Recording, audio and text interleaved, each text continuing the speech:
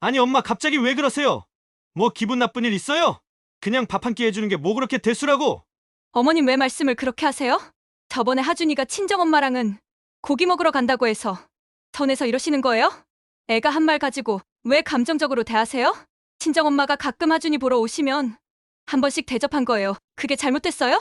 그리고 세상이 어느 세상인데 저희가 꼭 시어머니하고 대접을 해야 하나요? 어머님이 해주실 수도 있죠. 하루 이틀도 아니고 니들 밥 해먹이는 게 그럼 뭐 쉽다고 생각했니? 넌 단 하루라도 해봤어? 애 밥 먹이는 게 힘들면 니 친정 가서 먹어. 왜 내 집엔 당연하게 와서 나한테 시켜 먹으려고 드는데? 엄마, 그럼 지금 민정이한테 시어머니 노릇하는 거예요? 실망이에요. 민정이도 육아한다고 정신없고 엄마는 그냥 밥하고 반찬하는 게 익숙하고 엄마 먹는 밥상에 숟가락만 더 얹으면 되는 거잖아요. 오늘의 이야기는 시도 때도 없이 찾아와 식당처럼 밥 먹고 반찬 싸가고 국까지 퍼가며 고마움 하나 없는 아들 며느리의 이야기입니다. 무릎이 아파 입원한 날도 심지어 본인 생일날에도 자식들 밥을 해줘야 했던 어머니. 그런 어머니에게 돌아온 건 오늘 반찬 짜네요. 그냥 밥 한 끼가 뭐 그렇게 대수예요? 라는 뻔뻔한 말뿐이었습니다. 그리고 마침내 그날 어머니의 인내는 끓는 냄비처럼 넘쳐버리고 말죠. 그 결말이 어떻게 되었는지 함께 들어주세요. 이야기가 궁금하시다면 구독과 좋아요 꼭 눌러주세요. 인자 어머니에게 큰 힘이 됩니다. 제 이름은 박인자 63이고 경기도 부천에 살고 있습니다. 남편은 10년 전에 먼저 떠났고 그 뒤로는 혼자 힘으로 살아왔습니다. 지금은 아파트 단지에서 청소 일을 하고 있고 아침 9시에 나가 해질 무렵쯤 집으로 돌아옵니다. 일이 힘들긴 해도 몸 움직이며 벌 수 있다는 게 감사할 따름이죠.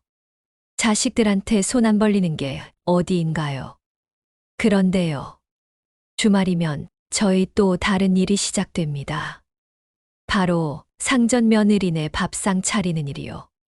아들 태준이 38 먹은 회사원입니다. 며느리 민정이는 36인데 손주 2살 때 육아에 전념한다고 회사를 그만두더라고요. 그리고 손주 하준이는 이제 6살입니다. 아들 부부는 맞벌이 할 때부터 주말이면 제 집으로 와서 밥을 먹었어요. 엄마, 배고파요. 빨리 밥 좀 주세요. 그러면서 거의 매주 당연한 듯 찾아오더라고요. 애 낳고 나서는 더해졌어요. 주말이면 아예 저희 집에 뭐 맡겨놓은 것처럼 옵니다. 아니 시도 때도 없이 쳐들어와 밥 얻어먹고 가고 밥만 얻어먹는 게 아니라 거실에 누워 TV 보고 손주 재워놓고 지들 둘이 외출하고 이게 거의 매주 반복돼요. 처음에는 자식이 저를 필요로 하는 것 같아 좋았는데 이제는 점점 힘에 부치고 집에 없는 척이라도 해야 되나 싶더라고요. 평일 내내 고된 청소일 끝내고 혹시 아들네 밥 먹으러 올까봐 시장 들러서 반찬거리 사서 만들고 주말에는 아침부터 졸린 눈 비벼가며 반찬 만들고 국을 끓입니다. 온전히 쉬어야 하는 주말에 저는 항상 주방에서 전쟁을 치르는 거죠.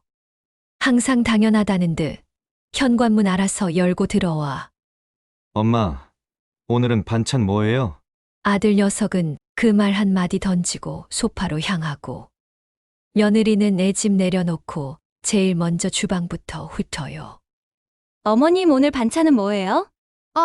오이지 무침, 콩자반, 소불고기 재워놨어. 아, 근데 하준이가 오이지는 안 먹더라고요. 다음엔 그냥 멸치볶음 해주시면 안 돼요? 그 말을 웃으면서 하는데 속으론 네가 해먹여라 소리가 목구멍까지 올라와요. 고맙다는 말은 없습니다.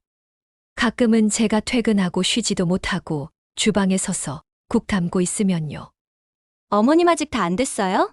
하준이가 배고프다고 해서요. 그 말에 허리도 못 펴고 바로 상을 차려야 합니다. 하루 종일 아파트 청소한다고 걸레질한 손으로 집에 와서는 또 칼질하고 불 앞에 서는 거죠. 그런데도 며느리는 소파에 앉아 하준이가 어머님 반찬 아니면 안 먹는다니까요. 제가 무슨 이 집 식모도 아니고 그런 말도 마냥 달갑지가 않더라고요. 그날도 일 마치고 집에 도착하자마자 앞치마부터 둘렀어요. 숨 돌릴 틈도 없이 냉장고 문 열고 반찬거리부터 꺼냈죠.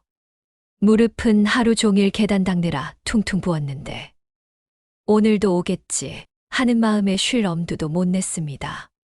예상대로 현관문 비밀번호 누르는 소리가 들리더니 아들 태준이랑 며느리 민정이 그리고 손주 하준이가 들어왔어요. 태준이는 들어오자마자 신발 벗으면서 말합니다. 엄마, 밥 됐어요? 진짜 배고파 죽겠어요.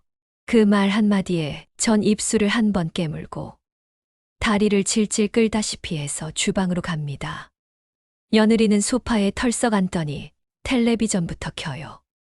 하준아, 할머니 댁에서는 밥 많이 먹을 수 있지? 할머니가 맛있는 반찬 해주셨을 거야. 그리고는 슬그머니 주방으로 따라 들어오더라고요.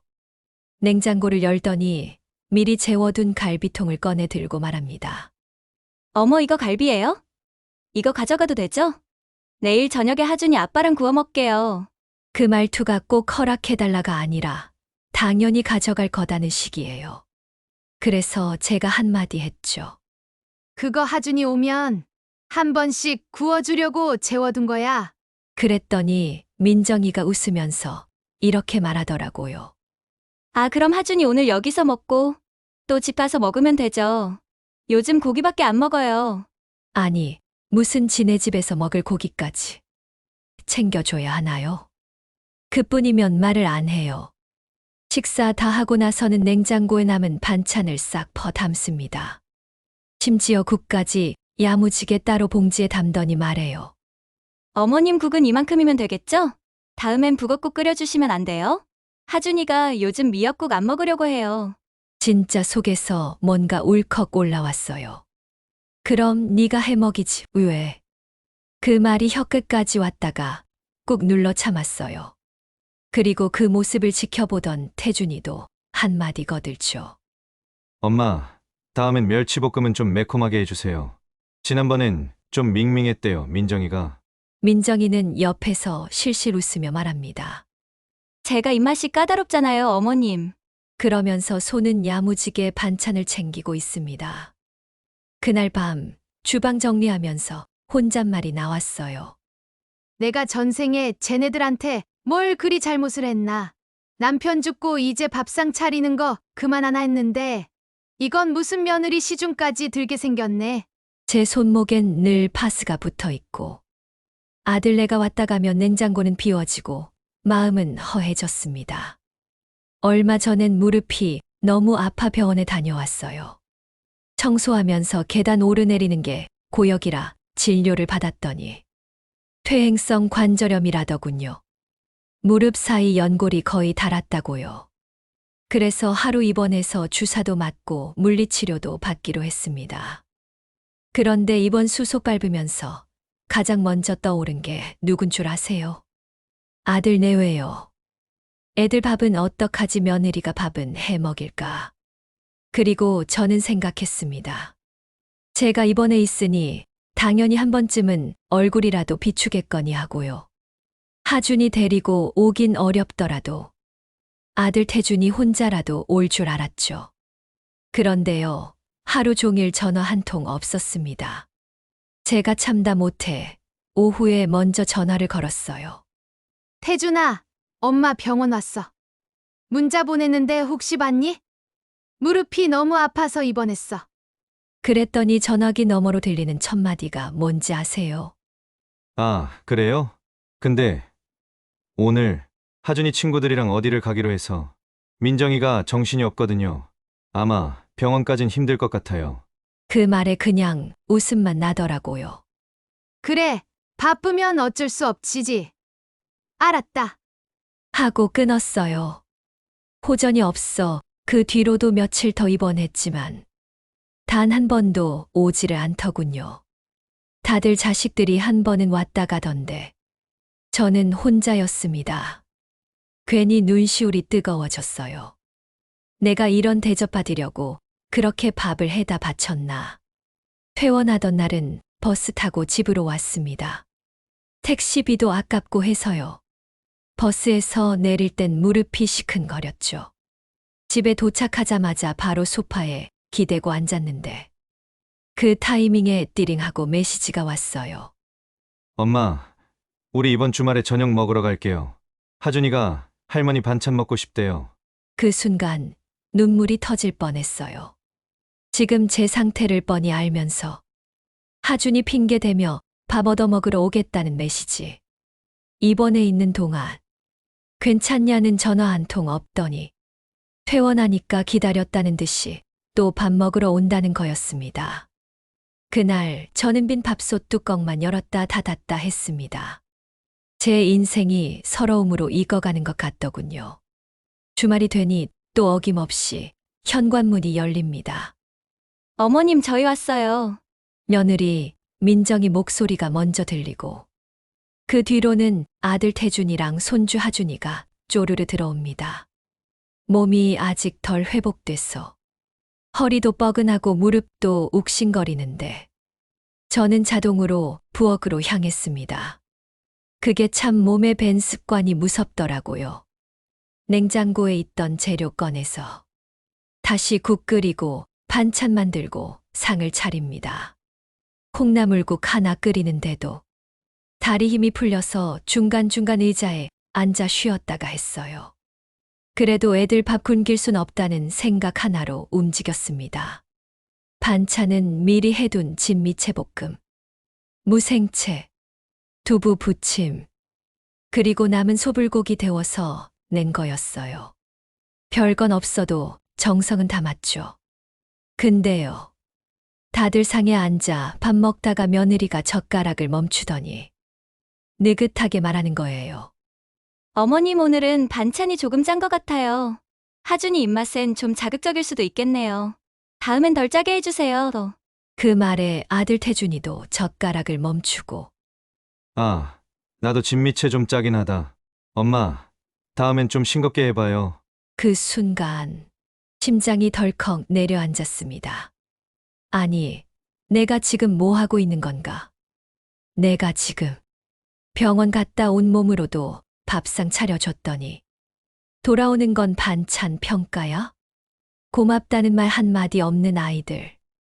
입원 중에도 안부 한 번 없던 그 아이들이 지금은 제 반찬 맛을 평가하고 있어요.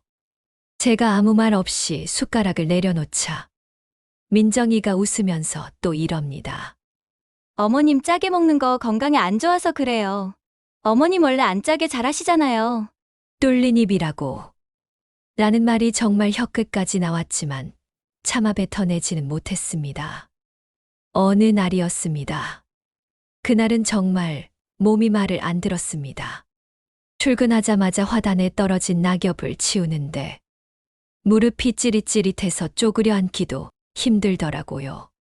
계단 청소하다가 대걸레에 몸을 기대 쉬는 순간이 더 많았죠. 퇴근하고 집에 와서 바로 주저앉았어요. 손목엔 파스 붙이고 무릎엔 핫팩 올려놓고 조금만, 진짜 조금만 쉬고 싶었어요. 그때 띠링하고 문자가 왔습니다. 어머님, 오늘 저녁에 가도 괜찮으시죠? 하준이가 떡갈비 먹고 싶대요. 이따가 하준 아빠 퇴근하면 갈게요. 부탁드려요. 그 문자에 저도 모르게 한숨이 툭 나왔습니다. 떡갈비는 손만이 가는데 다지고 양념하고 동그랗게 빚고 오늘은 정말 하기 싫은데 그렇게 억지로 소고기랑 돼지고기 섞어서 잘 다지고 간장 양념에 재워둔 뒤 하나하나 구워냈습니다. 계란장 조림도 미리 삶아서 껍질 벗기고 감자조림은 부드럽게 익도록 한참을 불 앞에 서 있었죠. 된장국까지 다 끓이고 나니 무릎엔 힘이 풀리고 손가락은 욱신거렸어요. 그래도 스스로를 다독였어요. 그래, 애들 먹이는 재미라도 있어야지. 잠시 후 아들네가 도착했어요. 태준이는 엄마, 떡갈비 했어요? 하면서 신발도 제대로 벗지 않고 식탁부터 쳐다보더군요. 민정이도 오자마자 반찬이 뭔가 살펴보듯 주방부터 들여다봤어요. 어머, 진짜 떡갈비 하신 거예요? 하준이가 이거 진짜 좋아해요. 감자조림도 하셨네. 그러곤 떡갈비 하나를 집어서 먹어보더라고요. 그 모습을 보며 그냥 피식 웃었습니다. 진짜 웃음이 아니라 허탈한 웃음이요. 근데 어머님, 감자조림은 감자가 너무 익었네요? 근데 떡갈비는 오늘 진짜 맛있어요. 혹시 남은 거 좀 싸가도 되죠? 아니면 다음 주엔 조금 더 많이 해주세요. 하준이 아빠도 너무 좋아하거든요. 그 말에 태준이도 덧붙입니다. 엄마, 민정이랑 하준이가 엄마 떡갈비 진짜 좋아해요. 다음엔 양을 좀 더 많이 해줘요. 우리 집에도 좀 가져가게. 그리고 다 먹고 남은 떡갈비는 그 자리에서 바로 반찬통에 넣어 가져가더라고요. 현관문 닫히고 나서 조용한 주방에 홀로 앉아 설거지를 하며 문득 이런 생각이 들더군요. 나는 언제쯤 밥을 대접받을까? 제 생일이었어요. 아무 기대 안 하려고 마음을 다잡았지만 그래도 아침에 눈을 뜨자 괜히 전화기를 먼저 들여다보게 되더라고요. 문자 한 통 없습니다. 카톡도요. 태준이, 민정이 둘 다요. 그래도 참자 하면서 혼자 미역국 끓여 먹고 설거지까지 마치고 앉아 있는데 오후쯤 되니 아들네 식구가 평소처럼 들이닥쳤습니다. 저는 제 생일 축하해주기 위해 왔다고 생각했어요. 하준이는 언제나처럼 밝게 인사하더니 거실에서 뛰어놀다가 갑자기 저한테 와서 묻는 겁니다. 할머니, 왜 우리는 할머니랑 고기 먹으러 안 가? 제가 어리둥절해서 응 하니까 하준이가 또 말합니다. 외할머니랑은 고깃집 많이 가잖아. 한우도 먹고 삼겹살도 먹고 아빠가 계산도 하잖아. 근데 외할머니는 맨날 집에서만 밥 먹어? 그 말을 듣는 순간 진짜 숨이 턱 막히더라고요. 순간 고개를 푹 숙였어요. 하준이 얼굴을 더는 마주보기 힘들어서요. 그때 민정이가 주방에서 나오며 하준이 머리를 쓰다듬으며 대충 웃어넘깁니다. 하준아, 외할머니는 집이 멀어서 그런 거고 할머니 집은 가깝잖아. 우리 하준이 여기 오면 할머니가 하준이 좋아하는 반찬 많이 해주시잖아. 그게 더 좋은 거야. 그걸 말이라고 하나요? 가까우면 더 자주 오고 더 당연하게 얻어먹고 그래서 지네 집에 초대 한 번을 안 하고 대접도 안 하는 겁니까? 한 번도 말은 안 했지만 이만큼 했으면 지네들도 한 번은 대접하겠지 하며 속으로 바란 적도 있습니다. 그런데 지난 6년 동안 그런 말은커녕 와서 얻어먹고 갈 줄만 알더라고요. 결국 아무도 생일에 대한 언급은 없었습니다. 웬 미역국이냐며 누가 생일이냐고 묻더라고요. 저는 대답하지 않았습니다. 그날 밤 하준이가 던진 그 한마디가 자꾸 귓가에 맴돌았고 불 꺼진 부엌에 조용히 앉아 한참을 생각했습니다. 그래, 나만 바보였지. 그 주말 저는 반찬 하나도 안 만들었습니다. 국도 안 끓였고 장도 안 봤어요. 금요일 퇴근길에 시장 앞을 그냥 지나쳤어요. 장바구니 없이 맨손으로. 토요일 아침 주방 불도 안 켜고 차 한 잔 우려서 조용히 마셨습니다. 낡은 라디오에서 흘러나오는 노래만 듣고 있었어요. 그렇게 평온한 주말은 오전 11시가 되자 깨졌습니다. 엄마, 저희 왔어요. 배고파 죽겠어요. 태준이네 가족 어김없이 현관문을 열고 들어왔죠. 비밀번호도 안 바꿨으니 당연하다는 듯이요. 하준이는 소파에 철푸덕 눕고 민정이는 애짐부터 풀며 말합니다. 어머님, 하준이 오늘 아침도 안 먹고 왔어요. 점심 좀 든든하게 부탁드릴게요. 그 말 들으며 민정이는 냉장고 문을 열었죠. 텅 비었습니다. 반찬통도, 국도, 고기도 아무것도 없었어요. 민정이 눈이 동그래지더니 저를 돌아보며 묻더군요. 어머님, 아직 아무것도 안 하셨어요? 저는 담담하게 말했어요. 오늘부터는 아무것도 없어. 식당 문 닫았거든. 순간 거실에 정적이 흘렀습니다. 태준이는 어이없다는 표정으로 말했죠. 아니 갑자기 왜 그러세요? 뭐 기분 나쁜 일 있어요? 그냥 밥 한 끼 해주는 게 뭐 그렇게 대수라고. 그 말에 제 눈빛이 달라졌을 겁니다. 하지만 저는 끝까지 담담하게 말했습니다. 그 밥 한 끼가 내 하루 중 제일 힘든 시간이야. 일하고 와서 허리도 못 펴고 주방에 서는 거. 너는 그게 쉬운 줄 아나 보지. 민정이는 웃으며 말하더군요. 어머님, 하준이가 어머님 음식 좋아해서 그래요. 반찬 해주시는 게 힘드셨어요? 저희가 뭐 대단한 걸 바라나요? 하준이가 여기 와야 밥을 잘 먹으니까 약간 도움 좀 받은 건데. 그 말이 방아쇠였습니다. 하루 이틀도 아니고 니들 밥 해먹이는 게 그럼 뭐 쉽다고 생각했니? 넌 단 하루라도 해봤어? 애 밥 먹이는 게 힘들면 네 친정 가서 먹어. 왜 내 집엔 당연하게 와서 나한테 시켜 먹이려고 드는데? 어머님 왜 말씀을 그렇게 하세요? 저번에 하준이가 외할머니랑은 고기 먹으러 간다고 해서 선에서 이러시는 거예요? 애가 한 말 가지고 왜 감정적으로 대하세요? 친정엄마가 가끔 하준이 보러 오시면 한 번씩 대접한 거예요. 그게 잘못됐어요? 니들은 언제 한번 니들 집에서 밥 한 끼 대접했냐? 너희 결혼하고 6년 동안을 나는 니들 밥 해댄다고 무릎이 시큰거리는데 언제 한번 집에서든 밖에서든 나한테 밥 한 끼 사준 적 있니? 하준이 핑계 대면서 맨날 이렇게 와서 밥 해대라고 하는 거 이제 정말 지친다. 어머님 혹시 그럼 지금까지 저희가 언제 밥 한 끼 대접하나 그것만 생각하고 계셨어요? 정말 서운하네요. 그리고 세상이 어느 세상인데 저희가 꼭 시어머니라고 대접을 해야 하나요? 어머님이 해주실 수도 있죠. 엄마, 혹시 지금 민정이한테 시어머니 노릇하는 거예요? 실망이에요. 민정이도 육아한다고 정신없고 엄마는 그냥 밥하고 반찬하는 게 익숙하고 엄마 먹는 밥상에 숟가락만 더 얹으면 되는 거잖아요. 저는 그 말에 코웃음을 쳤습니다. 뭐 올 때마다 이거 해달라 저거 해달라. 내 월급 받으면 너희들 와서 밥 먹는 식비로 다 나가. 그래. 그리고 익숙해졌지. 너네 밥 해주는 식모 역할. 하지만 이제 끝났어. 그리고 조용히 자리에서 일어나 주방 불을 껐습니다.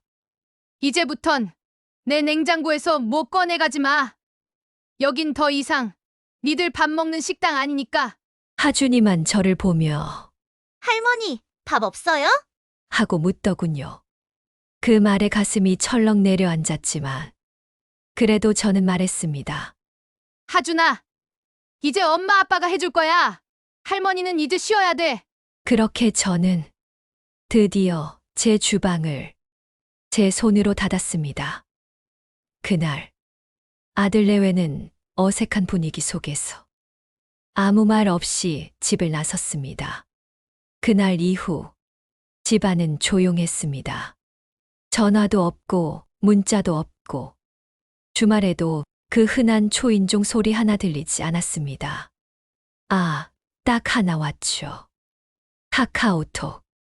태준이한테서 온 단 한 줄 메시지요. 엄마, 진짜 이럴 거예요. 그날부터 민정이가 많이 힘들어해요. 그걸 읽고 휴대폰을 내려놨습니다. 답장은 안 했어요. 그래, 생전 안 하던 밥을 해야 하는데 당연히 힘들겠지. 그 주말 조용한 집 안에서 혼자 밥을 먹는데 입맛은 없었지만 속은 좀 편했습니다. 월요일 청소일 끝내고 집에 돌아오는 길에 잠깐 마트를 들렀어요. 오랜만에 제 입맛대로 장을 봤죠. 고등어 한 마리, 깻잎 한 묶음, 그리고 제가 좋아하는 도라지 나무를 사서 장바구니를 들고 마트를 나오는데 그 앞에서 낯익은 목소리가 들렸습니다. 그니까 요즘 우리 어머님 이상하다니까.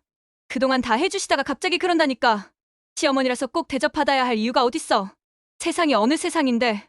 민정이었습니다. 전화기 붙들고 누구랑 통화 중이더군요.